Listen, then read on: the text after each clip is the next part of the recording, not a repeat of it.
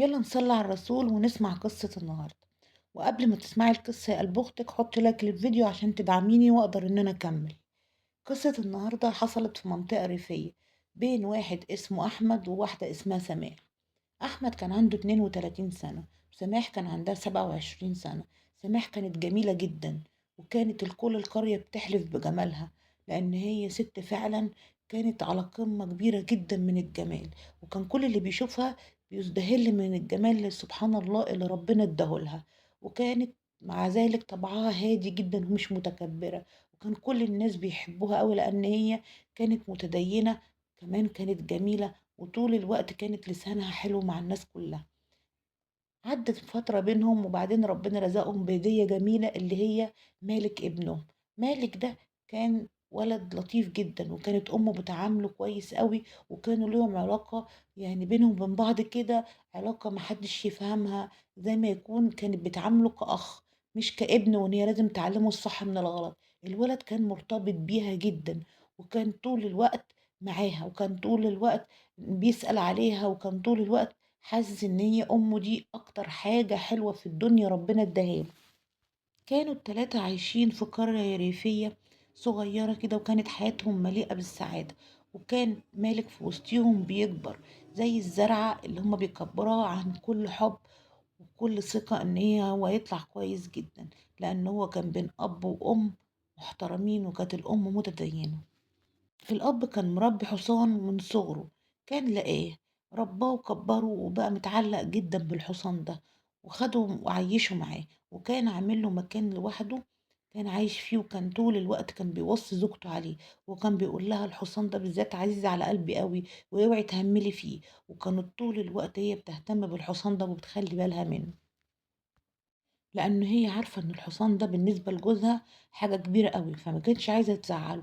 فكانت طول الوقت اهتمامها بالحصان زي اهتمامها بيهم بالظبط. كانت دايما بتحط له الأكل ودايما تاخد بالها منه إن كان كسلان أو مثلا صحته كويسة أو هو محتاج إيه. كانت طول الوقت بتخلي بالها منه، وكانت بالليل بتربطه لأن هما عندهم المنطقة ريفية ومفتوحة، وكانوا بيخافوا لأن ممكن الحصان حد يسرقه أو أي مشكلة تحصل له. فكانوا اطمئنانا عليه كانوا بيربطوه كل ليلة بالليل. هو كان كل يوم بيجي يقول لها انت ربطتيه، وكان بيطمن على أحواله كمان قبل ما يطمن على أحوال مالك ابنه. وكان طول الوقت يقول لها الحصان ده بالذات حتى لو جرى لي حاجة تخلي بالك منه عشان هو ملهوش الا انا وما يعرفش اي حاجة ودينته، وانا بحبه قوي لان هو برضه وش الخير عليا، هو اساس كل حاجة. وانا ببص له كده بحس ان انا مبسوط، وكان متعلق بيه جدا. ومن هنا الزوجة عرفت ان الحصان ده بالنسبة لجوزها حاجة كبيرة جدا، وان هي كمان لازم تاخد بالها منه عشان جوزها يكون كويس معاها وما يحصلش بينهم اي مشاكل. كبر مالك وبدأوا هو كمان ياخد باله من الحصان، والأم زي عادتها كل يوم تاخد بالها من أكل الحصان وشربه. عدى سنة واتنين وتلاتة والأحوال كويسة جدا. وفي يوم شغل الدنيا خدها وشغل البيت ولقيت مضغوطة وما قدرتش تنزل تربط الحصان ليلتها. لكن بعد جوزها ما جه طبعا بيطمن على أحوال الحصان زي العادة وبيسألها الحصان عامل ايه. قالت له كويس. قال لها طيب ربطتيه؟ قالت له اه ربطته. وهي ساعتها للأسف افتكرت ان هي ما ربطتش الحصان، وجت ساعتها طبعا خافت تقول له ان انا ما ربطتوش لا يحصل مشكلة كبيرة بينهم ويقول لها انت ما بتشوفوش كويس وانت ما بتاخديش بالك منه. الام سكتت وقالت خلاص انا لما هو يغطس في النوم، لما احس انه نام قوي وغرق في النوم، انا هنزل بالليل وبالراحة وهقفل عليه وهربطه زي ما انا متعودة اربطه. المهم عدى الليل وخلاص، وبدأت ان هو جوزها يروح في النوم، وبدأت تسحب من جنبه وتنزل عشان تربط الحصان. وراحت فعلا دخلت عشان تربط الحصان، ولأجل الحظ ان اللمبة اللي كانت في قلب الأوضة اللي فيها الحصان كانت اللمبة محروقة، بس كان في ضي في الأوضة التانية ان هو يعتبر يعني ممكن تقدر ان هي تشوف تربطه، ضي مش اكتر ينور لها بسيط بحيث ان هي تربط بس الحصان وتطلع. لان هي كمان ما كانتش قايله لجوزها ان اللمبه اللي عند الحصان اتحرقت، فقالت بس كده ايه عشان لو قلت له ان انا ما ربطتوش فكده هكمل على لا انا هربطه وخلاص كده كأن ما حصلش حاجة. وفعلا بس للأسف زوجها وهو نايم حس برجلين ماشية جنب منه، حس بدربكة جامدة. قال بس كده في حد تحت عند الحصان، أنا هلحق أشوف مين اللي يكون حرامي.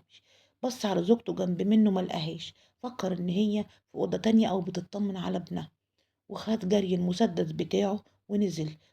فهو نازل راح عند الحصان لقى فيه ضي جنب الحصان، قعد يقول مين مين، في شخص في خيال شخص موجود. بدأ يقول مين، لكن هي استخبت لأن هي طبعا ما قدرتش ترد عليه عشان ما يعرفش إن هي كدبت عليه وإن هي ما ربطتش الحصان. قالت دلوقتي هو هيطلع من هنا وأنا هخرج جري، هروح أوضتي وكأني ما عملتش حاجة. لكن للأسف ساعتها كان المسدس بتاعه معاه، لأنه فكر إن وقتها إنه حرامي، وشال المسدس بتاعه وضرب على الخيال. ولكن للأسف الرصاصة جت فيها هي ونزلت وقعت في الأرض وماتت. وجه جري جاب كشاف ودخل عشان يشوف الحرامي اللي كان داخل يسرق الحصان. وهنا كانت الصدمة، إنه لقى زوجته هي اللي مرمية جنب الحصان، وما بقاش عارف ايه اللي حصل وايه اللي جابها في الوقت ده، وازاي هي ما ردتش عليه وهو بينادي.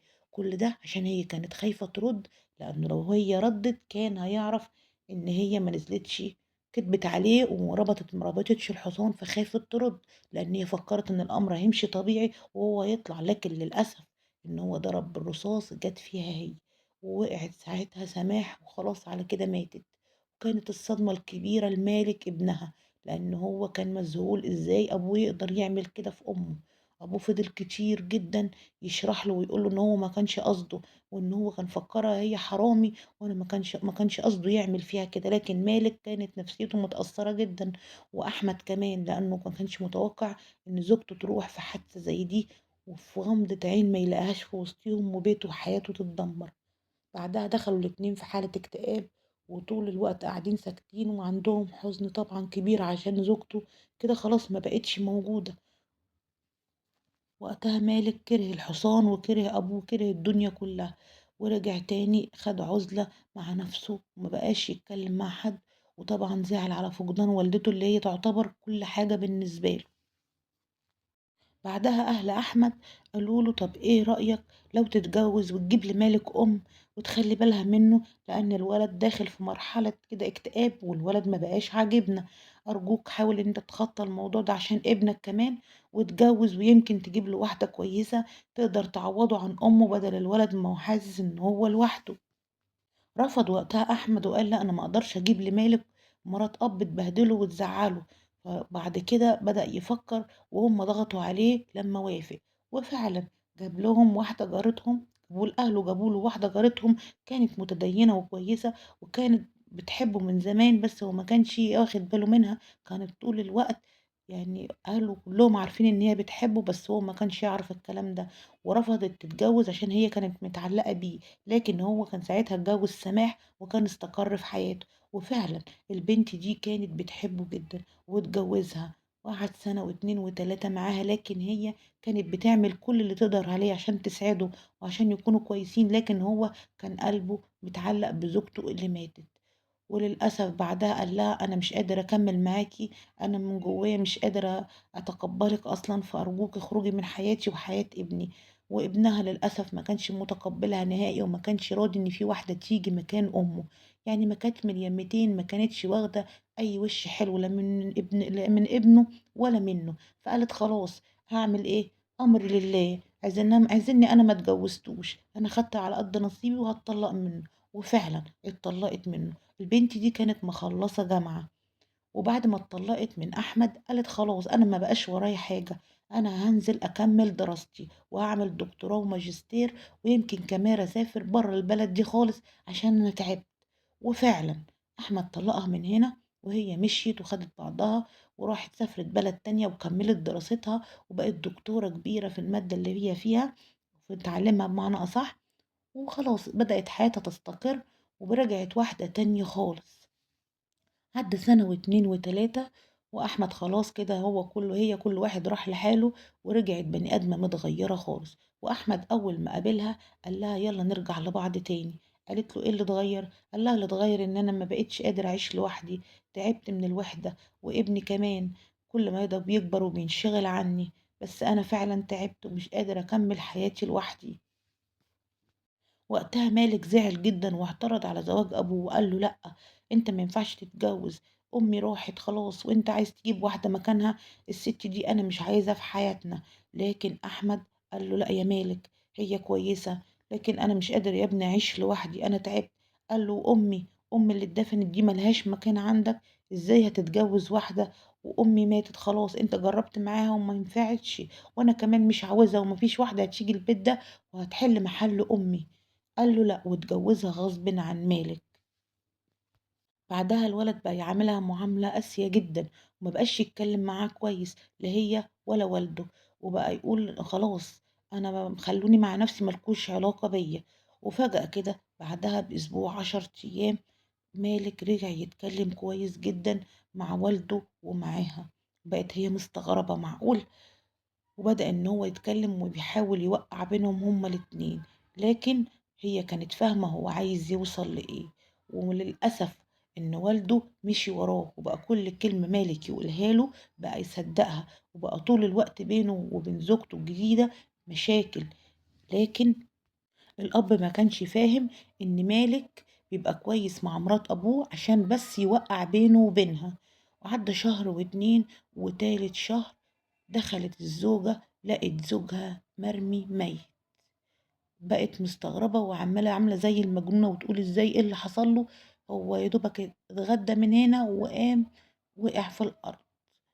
ووقتها بقت الزوجة عاملة زي المجنونة مش عارفة إيه اللي حصل. وطبعًا رجال المباحث جات والأمن وبدأوا يشوفوا إيه اللي حصل وإيه اللي جرى له وإيه اللي حصل لده. ودخل فعلًا ودوه وودوا الجثة وتتشرح عشان يشوفوا إيه اللي حصل ليها، لقوا إن نتيجة الموت ده تسمم في الأكل، حد كان حاطط له سم في الأكل.